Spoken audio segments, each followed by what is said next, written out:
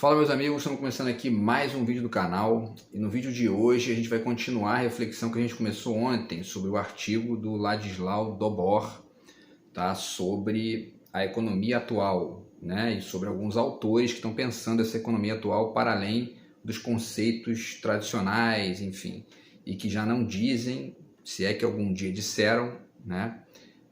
O mundo de forma mais ampla, tá? Então o artigo dele eu deixei o link para vocês no vídeo anterior, vou deixar de novo hoje, certo?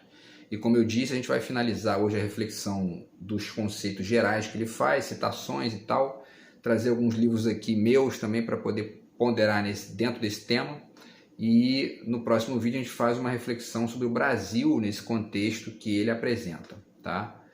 Algumas coisas que ele não diz, né? Que ele não faz uma análise do Brasil especificamente. Ele fala dos conceitos, dos autores e tal, mas é legal a gente tentar fazer essa conexão aqui disso que ele cita, né, e dos autores que ele cita com a nossa situação atual, tá?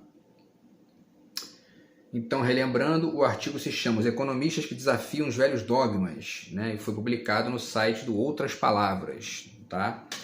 E aí a gente finalizou o vídeo passado falando da questão do mito do self-made man, né? E que é o homem que se faz ou que se faria, né, por si mesmo. E finalizamos também falando sobre aquela questão, né, de que todo mundo tem que ter o básico numa sociedade razoavelmente civilizada para que a partir desse básico cada um construa o seu caminho, aí fica justo, né? Porque senão o sujeito já começa com 1 milhão na conta, o outro está ali morando na favela, isso, né, esse papinho de self-made man não se sustenta. Porque aí de cada 1 milhão das favelas, um consegue chegar a 1 milhão no bolso, né? E fica sendo citado pelos que têm 1 milhão na conta como sendo um exemplo de que aquilo ali é um exemplo de que a sociedade desse jeito é viável, né? Obviamente que não é, né? Porque se fosse não seria 1 em 1 milhão, né? Mais pessoas chegariam lá. Enfim, e aí continuando, né, retomando a questão do Ladislau Dobor, ele diz, né, no artigo, os argumentos são racionais, esses argumentos que esses autores estão atacando, né, eles são racionais, mas construídos sobre pressupostos absurdos, como a invenção do homo economicus, o indivíduo racional que maximiza o lucro, né? Quer dizer, essas coisas são construídas, né, existem certos construtos pretensamente teóricos que sustentam essas balelas, essas perspectivas ingênuas sobre, enfim, liberdade de mercado, ou no inverso sobre uma ditadura do proletariado, né? Agora, como hoje tem muito mais gente acreditando na liberdade de mercado do que na ditadura do proletariado, né? A gente vai, especialmente no Brasil, né, a gente vai atacando mais esse ponto, porque o fato é que, né, esse mito da liberdade de mercado ele é muito mais abrangente, né, especialmente no Ocidente, mas de certa forma no mundo todo, né? Salvo talvez a Coreia do Norte ali, mais uma outra exceção aí, mas no geral, né, o mito que vigora é esse da liberdade de mercado. Enfim, e aí uma das coisas interessantes para ponderar aqui como contraponto a isso é o Manuel de Barros, né, o poeta que eu estou lendo agora, estou pesquisando no doutorado, quer dizer, é um autor fantástico porque em vários poemas dele ele vai apresentando alternativas, né, de como se relacionar com o mundo sem essa conexão com o valor econômico, estrito senso, sem ficar um viciado em dinheiro, né, um viciado em ganhos econômicos e tudo mais. E, enfim, o contato com a obra do Manuel de Barros é muito rica, né? A obra dele é muito rica e o contato é muito rico, né, por conta disso, dentre outras, né, centenas de coisas, né? Enfim, e aí, pessoal, continuando, o Ladislau Dobor já pondera outra coisa que ele diz: a teoria econômica tornou-se principalmente uma justificativa de interesses privados, disfarçada de ciência. Aqui ele está citando já o Galbraith, né? J.K. Galbraith, que chama isso de economia da fraude inocente, né? Então, quer dizer, é o que eu falei agora há pouco, né? Quer dizer, tem interesses privados ali que vão manejando as ideias, os símbolos linguísticos, né? E isso essa ideia de liberdade de mercado, né? Essa palavra liberdade ela é muito bonita, né? E aí isso convence muita gente de que esse tipo de coisa se sustenta, né? Ele cita o emprego da falência, desculpa, o exemplo, né, da falência da Enron, né, que é aquela grande empresa americana, e da GE, né, e os salários milionários dos gerentes, né, que hoje em dia os gerentes ganham milhões de dólares, enquanto que o trabalhador lá da ponta de baixo está ali geralmente sendo explorado, né? Geralmente porque esses gerentes são responsáveis justamente por controlar as manifestações dessa galera de baixo, por exigências salariais, especialmente na América Latina e nos Estados Unidos, né? Na Europa isso tem uma conformação um pouco diferente, e isso faz parte da necessidade de enxergar o mundo de uma forma menos, enfim, né? 8 ou 80, né? E justamente por isso que há que se dizer, inclusive, que para além de sugerir propostas novas, é preciso também observar aquelas que já estão sendo praticadas no mundo, né? Porque existem alguns exemplos ali que podem ser adaptáveis para outras realidades, para outras culturas, com êxito, por que não, né? Enfim, e aí ele fala também do tamanho do PIB, né? E diz o seguinte, ó, citando o Galbraith, né? Ele fala: a fraude mais básica consiste em medir o progresso social quase exclusivamente pelo volume de produção influenciado pelo produtor, o aumento do PIB. Não a educação, ou a literatura, ou as artes, mas a produção de automóveis. Aqui está a medida moderna de realização econômica e, portanto, social, né? Nesse ponto, a gente pode adaptar essa fala dele para outras perspectivas. Por exemplo, né, a renda per capita da Arábia Saudita é altíssima, né?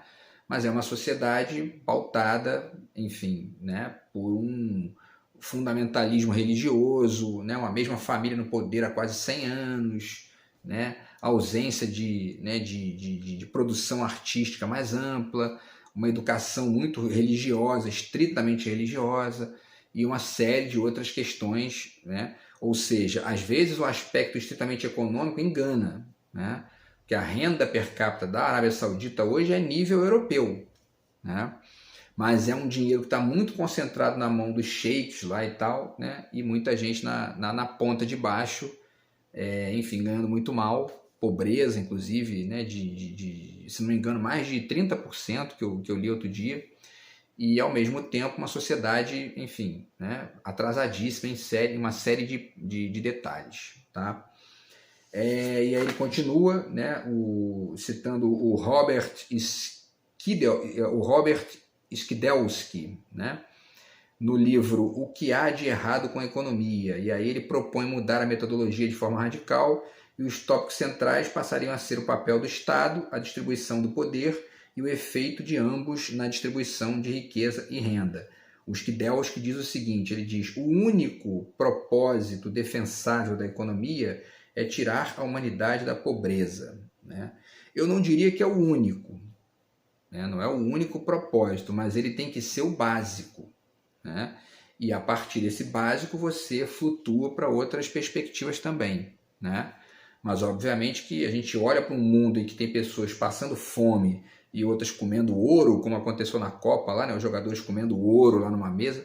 Quer dizer, isso é um negócio que quem não se espanta com isso, né, realmente, enfim, tem que nascer de novo, né? Porque é um negócio realmente terrível, né? Você olhar para uma pessoa passando fome e não se, né, não sentir nenhum tipo de compaixão, nenhum tipo de vontade de resolver aquilo.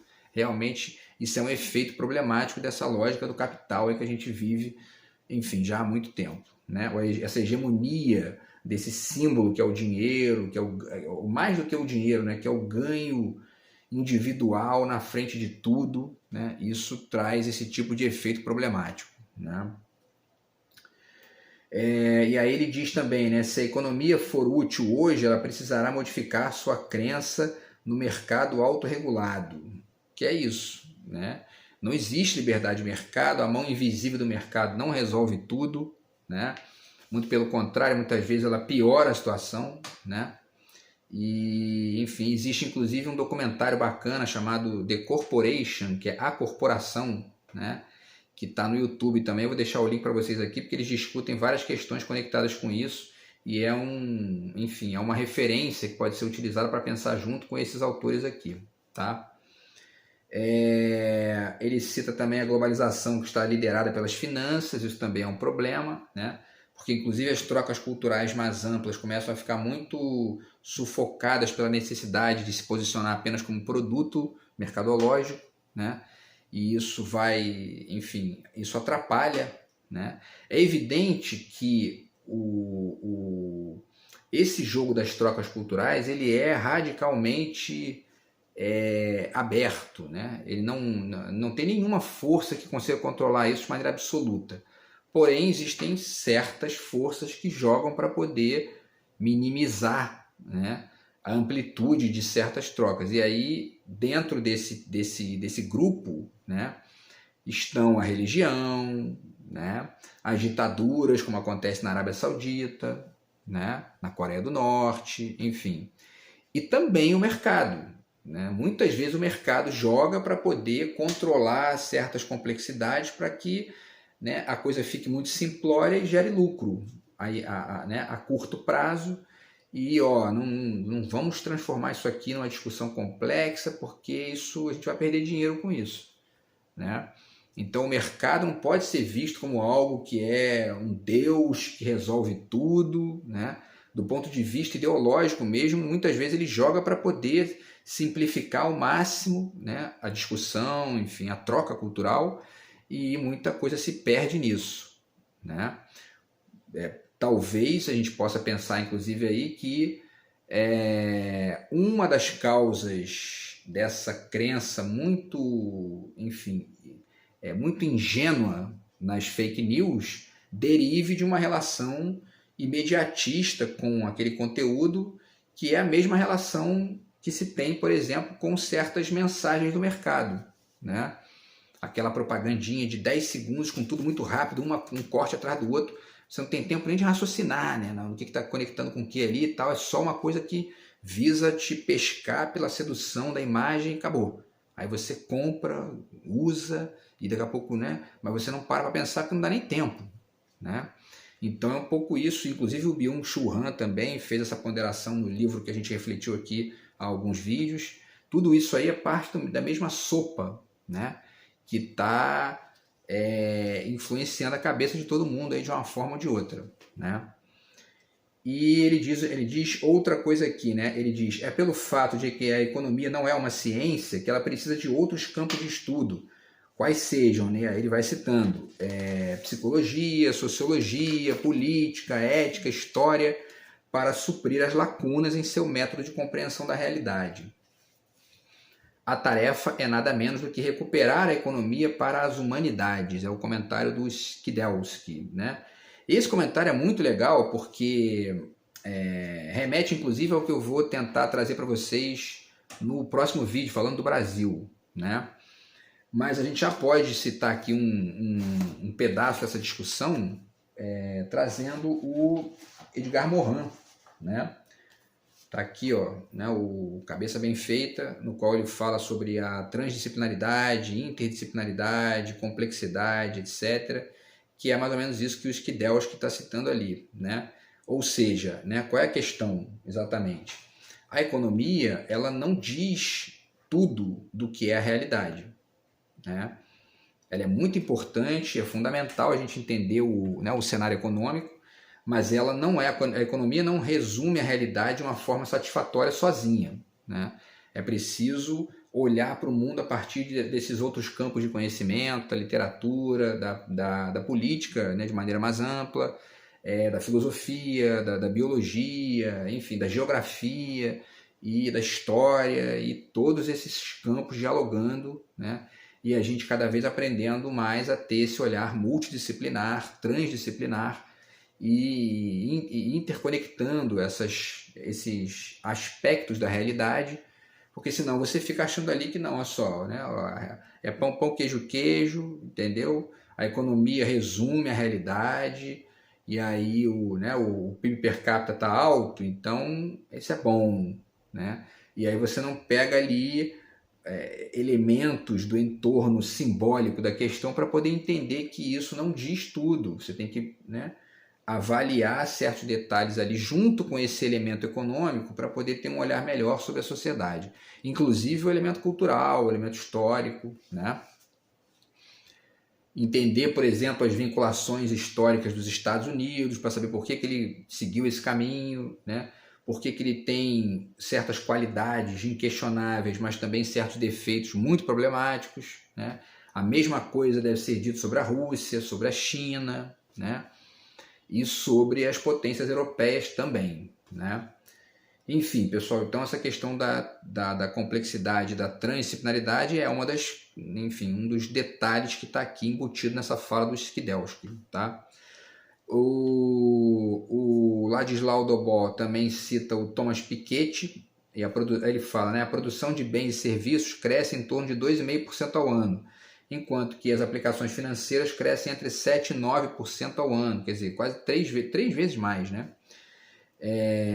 E essa diferença muitas vezes é construída e sustentada de forma arbitrária, né? Isso aí sou eu que estou falando, certo? Quer dizer, por exemplo, teto de gastos, né? Você não vai ver esse tipo de teto. Estados Unidos não tem isso, não tem teto de gastos, né? Eles acabaram de flexibilizar lá agora o teto da dívida, porque vai proteger o emprego lá dentro, porque existe uma cláusula, né? Olha só, hein? Existe uma cláusula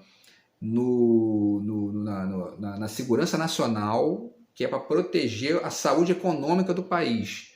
Ou seja, existe espaço ali para o seguinte, ó, se o emprego aqui começar a ser prejudicado por alguma interferência externa, a gente tem aqui esse mecanismo de acessar a segurança nacional, a lei de segurança nacional, para às vezes impedir, e eles fizeram isso com a indústria automobilística japonesa, por exemplo, o Trump fez isso, taxou os carros japoneses mais do que a média ali para poder proteger a economia local baseado na segurança nacional.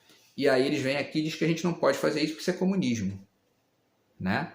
Então tem que jogar esse jogo aí de maneira esperta, entender essas diferenças e ao mesmo tempo aprendendo com essas comparações, né? Enfim, é uma ponderação do Thomas Piketty aqui, essa coisa do, né, o mercado financeiro, né, tá aí, ó, né, ele cresce 9% ao ano, enquanto que a produção de bens e serviços cresce 2,5%, né? Isso é uma tendência de hegemonia do financismo, do rentismo, né, na economia mundial, e isso está impregnando os países todos, tá chupando ali dinheiro do orçamento, uma grana altíssima, né?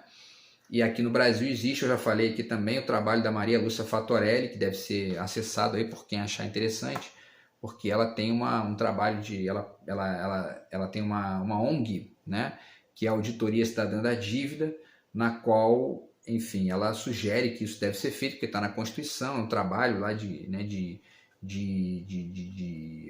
esclarecimento público que ela faz sobre isso, e ao mesmo tempo de exigência dos setores públicos que funcionem enfim, nessa direção, né? Só que com o Congresso que a gente tem é muito difícil esse tipo de coisa caminhar, né? Mas o fato é que ela levantou essa discussão já há anos aí, tem, né, enfim, trabalhado por isso já há muito tempo, e é uma coisa importante aí para a gente pensar também, porque isso interfere no orçamento, interfere no gasto com educação, no gasto com saúde, no gasto com uma série de coisas, né? E é uma montanha de dinheiro, não é coisinha, né? São bilhões de reais, né? Enfim, então, essa questão do Piketty, né? E aí, ele dá um exemplo, né, da desigualdade econômica do mundo. Ele diz que o Larry Fink, que é o dono da BlackRock, que é uma corporação de gestão de ativos, administra 10 trilhões de dólares, né, que é um dinheiro de investidores, né? Só para você ter uma ideia, o orçamento dos Estados Unidos é de 6 trilhões de dólares. É a troca do poder vertical do Estado pelo poder vertical das oligarquias, né? Porque, né, uma empresa de ativos ali tem quase o dobro do orçamento dos Estados Unidos, né? Quer dizer, a gente está aí caminhando para uma coisa meio bizarra, né? Em alguns níveis até meio Idade Média ali, né? Essa galera cercada nos seus palácios ali, dando as cartas e ninguém chega perto, ninguém sabe nem quem é às vezes, né? Enfim, e tudo mais. E aí tem o contraponto, porque o presidente, né, mal ou bem você sabe quem é, tem um nome, tem um rosto, tá ali, ele deve satisfações né, a opinião pública e tem a mídia para tomar conta, ou para, enfim, né, para contrapor ali do ponto de vista do debate e tudo mais, esses mega bilionários não têm, né? Eles se protegem, né? Às vezes não sabem nem quem é, não sabem nem o nome, né? E eles ficam dando as cartas ali, né?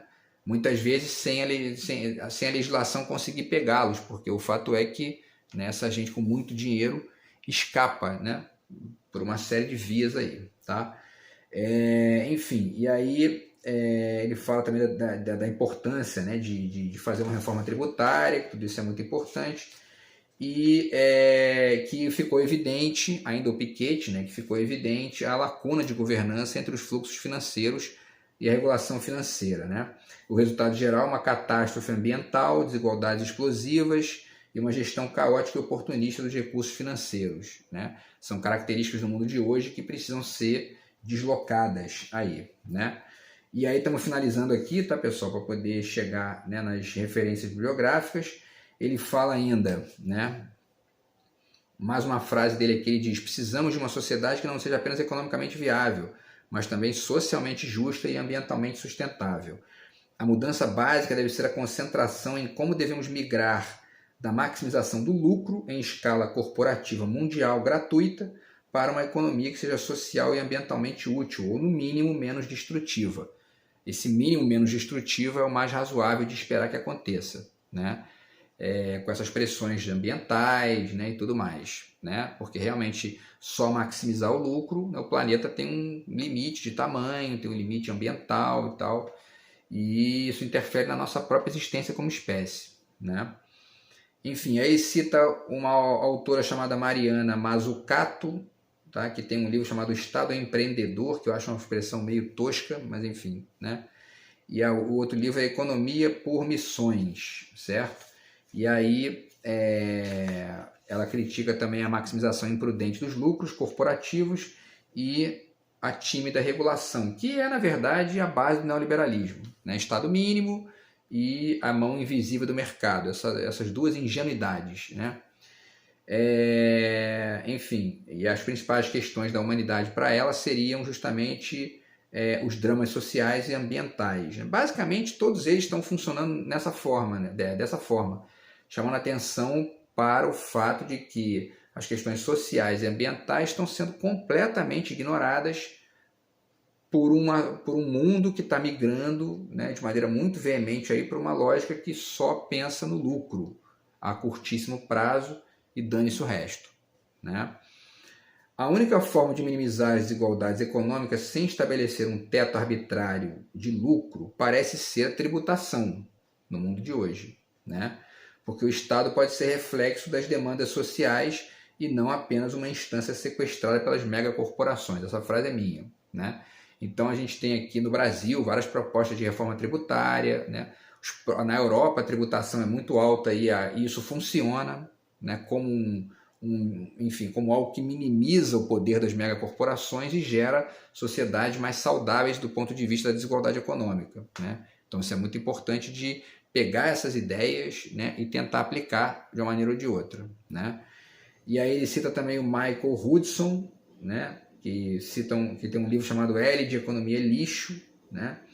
Fala sobre os 22 mitos econômicos mais difundidos do nosso tempo. Um deles é que a privatização seria mais eficiente do que a gestão pública. Hoje a gente está careca de saber que não é. Vários exemplos aqui, né, de fracasso da gestão privada e de sucesso da gestão pública. Vale do Rio Doce é um dos melhores exemplos, né? Destruíram 2 cidades, né? E isso nunca tinha acontecido quando ela era pública, né? Enfim, então essa ideia é um mito da direita brasileira, que a direita brasileira reproduz sistematicamente, né? Enfim, e aí vale citar alguns livros aqui, pessoal, tá, para deixar de dica, antes de finalizar o vídeo, né? Porque ainda tem aqui mais 2 páginas, eu não sei se vai dar tempo de falar de tudo, né? Mas o fato é que as ideias básicas, né, estão ditas, né? Que é justamente essa coisa de que essa sociedade baseada no lucro a curto prazo, estrito senso, precisa ser substituída por uma lógica na qual esse lucro conviva com uma perspectiva social e ambiental, né? Para além de outros detalhes aí envolvidos, né? Deixo aqui alguns livros, tá, de referência para vocês. Esse livro aqui é muito bom, chamado Da Sociedade Pós-Industrial à Pós-Moderna, tá, do Christian Kumar.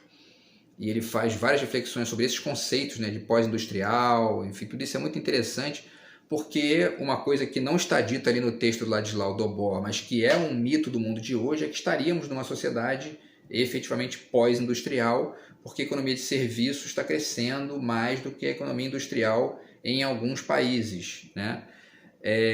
Isso não se sustenta, né? A indústria é importantíssima em quase todas as grandes economias do mundo, né? Isso é mito, e a gente aqui no Brasil tem comprado esse mito, né, através da direita e daquela esquerda que governa, mas sente dificuldade de estabelecer essa mudança, né, por conta das pressões do Congresso. Então, enfim, a gente foi perdendo, né, a gente se desindustrializou, o Ciro Gomes fala disso muito no livro dele, que a gente se desindustrializou demais nas últimas décadas, perdeu aí uma série de oportunidades que a China, por exemplo, aproveitou, né, e está aí agora, é a segunda economia do mundo. Tá, então esse livro é muito bom, do Christian Kumar, vale muito a pena ler, certo? Outro livro que está dentro desse contexto do que está sendo debatido hoje em dia é esse livro aqui, A Estetização do Mundo, Viver no Capitalismo Artista, do Guy Lipovetsky e Jean Serrois, né? Aqui eles estão discutindo essa questão, né, do quanto que a estética está sendo utilizada pelo mercado, né? O problema é que nesse livro aqui eu vejo que tem uma série de coisas que eles colocam aqui que realmente são interessantes, mas tem um problema aqui, tá? Vamos lá, na página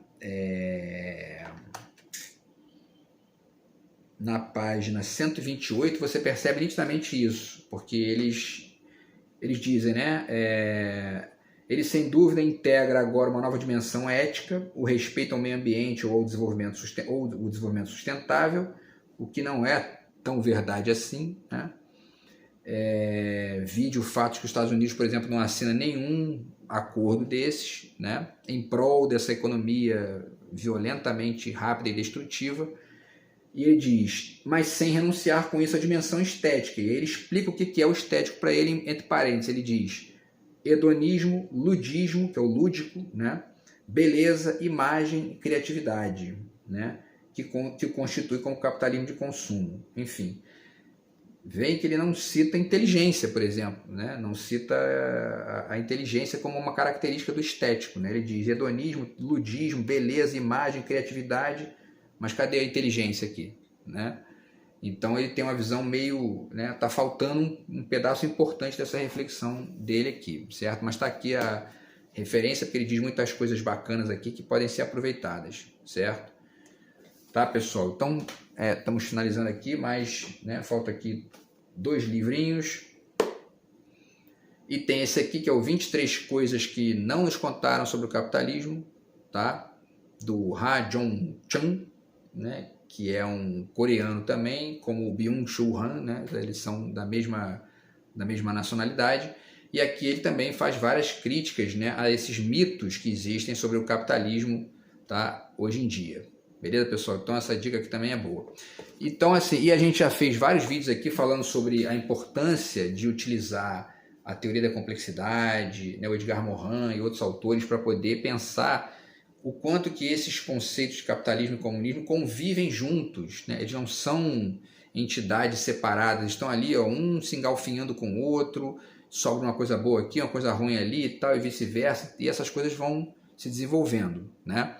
E a gente vai falar mais um pouquinho sobre isso no próximo vídeo, tá? Já separei aqui a lista de livros sobre o Brasil, tá, para a gente falar sobre o Brasil.